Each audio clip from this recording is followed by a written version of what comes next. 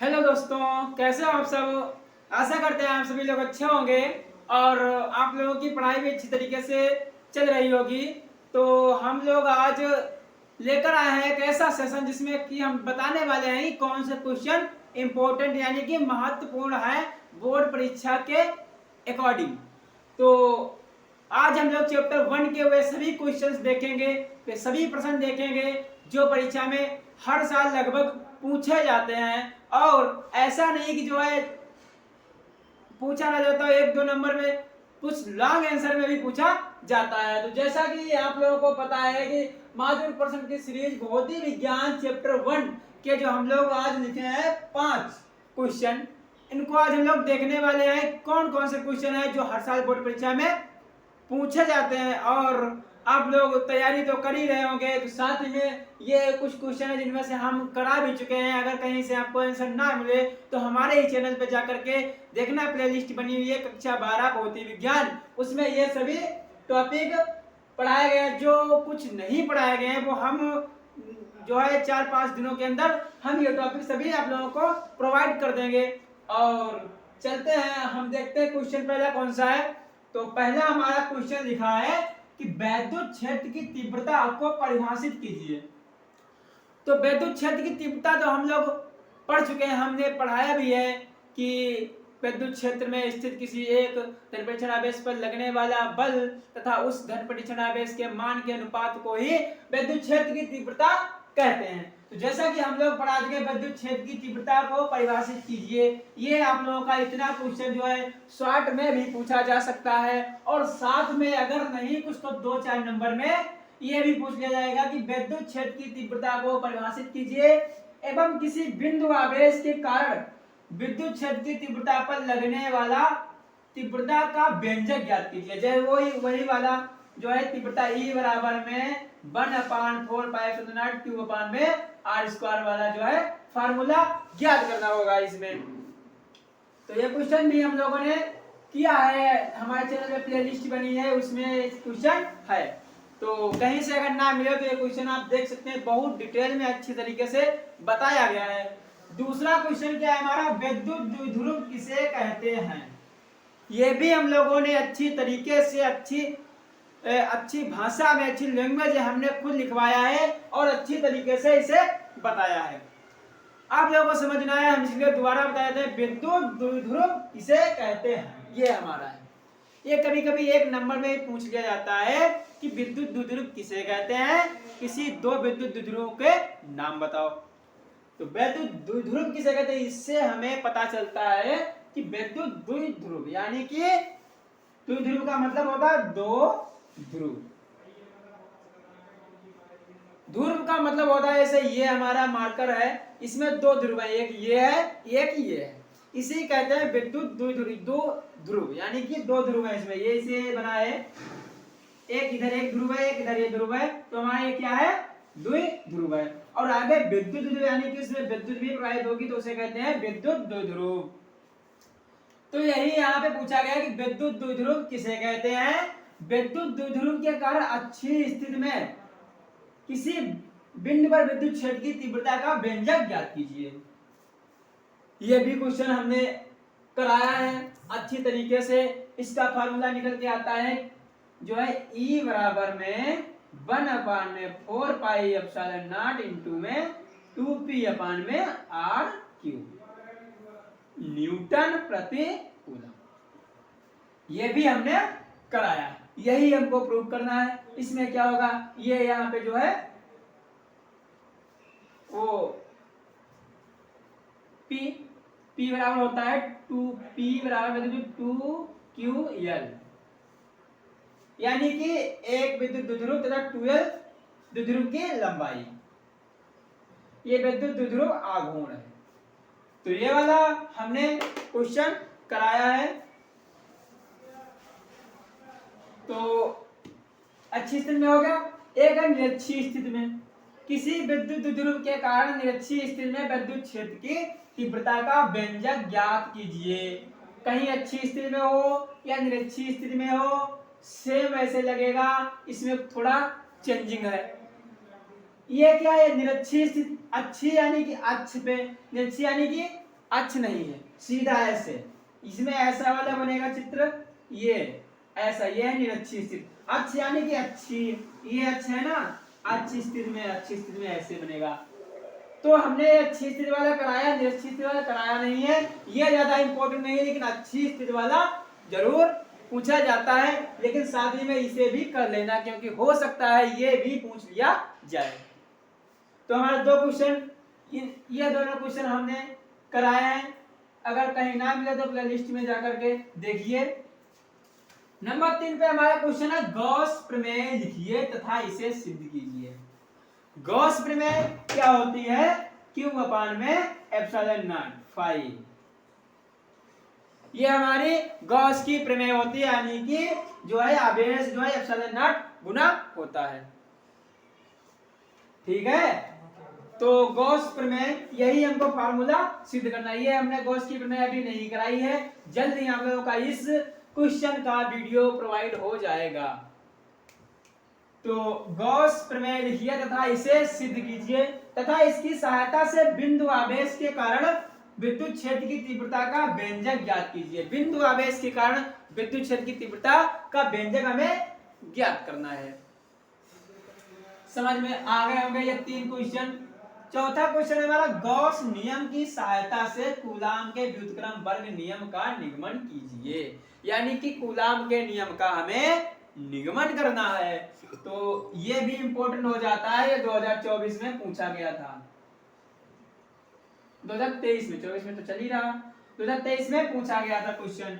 ये भी हमारा 2020 में पूछा गया, उसके बाद में 22 में पूछा गया, और ये सभी क्वेश्चन ऐसे हैं जो पूछे गए हैं और हो सकता है 2024 में भी पूछा जाएगा।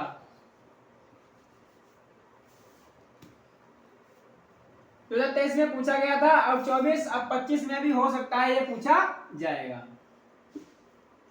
तो उसके बाद ये क्वेश्चन हो गया जब हमारा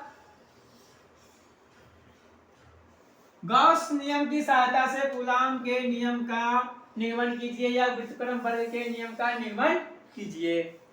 ये क्वेश्चन हमारे कुछ 4 रहे, इसके बाद में 5वां क्वेश्चन तो हमारा छोटा है, ये 1-1 नंबर में, 2-2 नंबर में, 1-1 नंबर या 2 नंबर में पूछे लिए जाएंगे। अगर नहीं शॉर्ट में पूछे जाते हैं तो विद्युत फ्लक्स का मात्रक क्या होता है, विद्युत फ्लक्स की विमा क्या होती है, ये सब हमसे क्वेश्चन पूछे जाएंगे। उसके बाद कूलाम का नियम, ये अगर आपको थ्योरेटिकल में नहीं पूछा जाएगा तो ऑब्जेक्टिव में पूछ लेगा कूलाम का नियम क्या है। वहां पे 4 विकल्प दिए होंगे और उसमें से एक आपको सही करना होगा। विद्युत आवेश के गुण भी आप लोगों को विद्युत आवेश के बताना। मूल आवेश किसे कहते हैं, इसका मान कितना होता है ये पूछ लिया जाए तो मूल आवेश का मान तो हमें पता होगा 1.6 × 10⁻⁻⁹ होता है। ठीक है, तो मूल आवेश का मान भी हमें याद होना चाहिए क्योंकि ये पूछ लिया जाएगा। विद्युत क्षेत्र रेखाओं के गुण भी हम लोगों ने पढ़ लिया। ये सभी क्वेश्चन हम लोगों ने पढ़ लिए हैं। जैसा कि आप लोगों को कक्षा 12 भौतिक विज्ञान एक प्ले लिस्ट बनी है, उसमें जाकर के ये क्वेश्चन आप लोगों को मिल जाएंगे, सिवाय ये 2 क्वेश्चन को छोड़ करके। ये 2 क्वेश्चन हम जल्दी ही आप लोगों को प्रोवाइड करा देंगे। तब तक के लिए आप ये क्वेश्चन 1-2 इस चैप्टर से इतने क्वेश्चनों से बाहर कोई नहीं आएगा, मैं वादा करता हूं। अगर आएगा तो ये क्वेश्चन दिया होगा कि विद्युत द्विध्रुव के कारण अच्छी स्थिति में विद्युत क्षेत्र की तीव्रता का व्यंजक ज्ञात कीजिए और साथ में एक न्यूमेरिकल होगा। ठीक है, इस चैप्टर में इन क्वेश्चनों से बाहर कुछ नहीं आएगा। हाँ, इसमें एक क्वेश्चन छूट गया है कि गॉस नियम के अनुप्रयोग। गॉस नियम के 2 अनुप्रयोग हैं, एक चादर वाला है और एक ये क्षण वाला है। तो ये 2 अनुप्रयोग भी हमें देख लेना है। बाकी इस चैप्टर से ज्यादा कुछ नहीं पूछेगा। हो सकता है ये और ये वाला जो है विद्युत द्विध्रुव के अच्छी स्थिति में निरक्षी स्थिति में से एक अगर लॉन्ग आंसर में पूछेगा तो साथ में एक न्यूमेरिकल भी देगा। और अगर ये नहीं पूछता है, अब लघुत्तरी प्रश्नों में ये पूछ लेगा कि गॉस के नियम, गॉस प्रमेय लिखिए तथा इसे सिद्ध कीजिए। नहीं तो लिख देगा मूल आवेश किसे कहते हैं इसका मान ज्ञात कीजिए, विद्युत आवेश के गुण बताइए तथा मूल आवेश किसे कहते हैं ये बताइए। हो सकता है ये दो क्वेश्चन आपस में मिलकर के पूछ सकता है। तो इन क्वेश्चनों जितने क्वेश्चन हमने बताए हैं इस क्वेश्चन से बाहर कुछ नहीं आएगा। बस आप लोग इन क्वेश्चनों को अच्छे से तैयार कर ले। मैंने एक क्वेश्चन के अंदर दो लिखा देगा, विद्युत क्षेत्र की तीव्रता को परिभाषित कीजिए। एक क्वेश्चन हमारा ये हो जाएगा। अगर ये लॉन्ग में आ गया तो आ गया, नहीं आया तो शॉर्ट में भी, शॉर्ट के लिए भी हमारा तैयार हो जाएगा। ठीक है। और अगर आ गया लॉन्ग में तो लॉन्ग में सबसे अच्छा, अगर नहीं आया तो हमारा शॉर्ट के लिए तो तैयारी हो रहा है। उसके बाद किसी बिंदु आवेश के कारण विद्युत क्षेत्र की तीव्रता, ये लॉन्ग में तो नहीं आएगा। मैं बता रहा हूं क्योंकि ये लॉन्ग में क्यों नहीं आएगा, क्योंकि ये ज्यादा बड़ा नहीं है, छोटा ही है। ये हो सकता है 2-4 नंबर में या 3 नंबर में ऐसे जो है लघुत्तरी में पूछ लिया जाएगा। लेकिन ये जो क्वेश्चन है ये हो गया, ये हो गया। और क्या कहा जाता है वो अनुप्रयोग वाला, गॉस नियम के अनुप्रयोग, ये क्वेश्चन हो सकता है लॉन्ग में पूछे जाए। और गॉस के अनुप्रयोग जो दो है ना, इनसे न्यूमेरिकल बहुत ज्यादा आते हैं। न्यूमेरिकल सोच रहे हो कि इससे न्यूमेरिकल आएंगे, तो ऐसा नहीं है। इससे न्यूमेरिकल बहुत कम आते हैं। आप लोगों को न्यूमेरिकल देखने के मिलेंगे गॉस के अनुप्रयोग से, क्योंकि या तो गॉस के नियम पे होंगे या गॉस के अनुप्रयोग के बेस्ड जो है क्वेश्चन होंगे वो न्यूमेरिकल।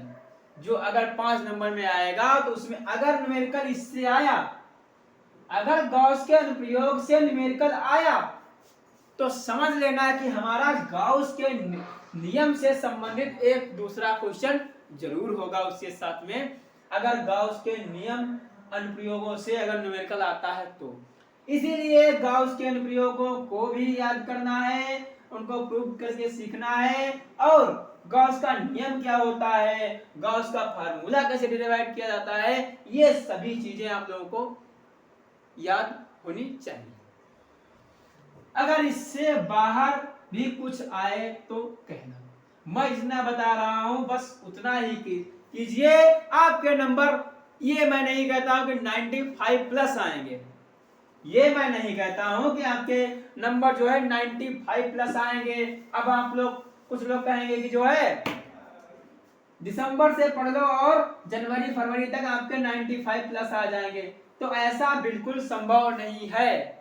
ऐसा बिल्कुल संभव नहीं है। दिसंबर से पढ़कर कोई बच्चा अगर फरवरी तक 95% नंबर नहीं ला सकता है, क्योंकि अगर हमारा पेपर जो बनता है, हमारा जो पेपर बनता है फिजिक्स का, वो 70 नंबरों का बनता है। कितने नंबरों का? 70 नंबरों का बनता है। इसमें जो हमारा 50 नंबर का पोर्शन होता है, 50 नंबर का जो पोर्शन होता है हमारा, ये ज्यादा कठिन नहीं होता है। ये ज्यादा कठिन नहीं होता है। ये 50 नंबरों का तो हर बच्चा सॉल्व कर लेता है, हर बच्चा सॉल्व कर लेता है। लेकिन 50 से आगे जो 20 नंबरों का बढ़ते हैं, ये हमारा तय करता है कि हमारी परसेंटेज क्या बनेगी। ये जो 20 नंबर होते हैं, इससे हमें पता चलेगा कि हमारी परसेंटेज क्या बनेगी, क्योंकि ये मैंने खुद आजमाया है, क्योंकि एक्सपीरियंस भी है, क्योंकि मैंने भी बोर्ड एग्जाम दिया तो पता है, क्योंकि मैंने सॉल्व भी किया है तो पता है कैसे क्या क्वेश्चन पूछे जाते हैं और कैसा क्या टफ भी पूछा जाता है। तो आप लोगों को बता दें, अगर आप लोग इन क्वेश्चनों को करोगे, अगर इन क्वेश्चनों में से आ गया, शायद लगभग नहीं, इन क्वेश्चनों में से 1-2 क्वेश्चन आप लोगों को जरूर मिलेंगे। और अगर ये आया तो आपके पास या 6 नंबर पक्के हो जाए, क्योंकि ये 8 नंबर का हमें लग रहा है शायद पूछा जाता है। ठीक है, लेकिन 8 नंबर का वो लिखित होता है, लेकिन 8 नंबर का पूछा नहीं जाता है, क्योंकि वो लिखने में दे देते हैं कि इससे हम 8 नंबर का पूछेंगे, लेकिन 8 नंबर का नहीं पूछते। वो जो चैप्टर उठा पाते हैं उससे क्वेश्चन पूछ लेते हैं। मैं वादा करता हूं कि आप लोग अगर ये क्वेश्चन मैं बता रहा हूं वो क्वेश्चन करते रहेंगे तो 85 से 90% के बीच में आप स्कोर कर सकते हैं, स्कोर कर सकते हैं अगर मैं ये क्वेश्चन अगर आप सॉल्व करेंगे और विधिवत हमारे साथ जुड़े रहेंगे।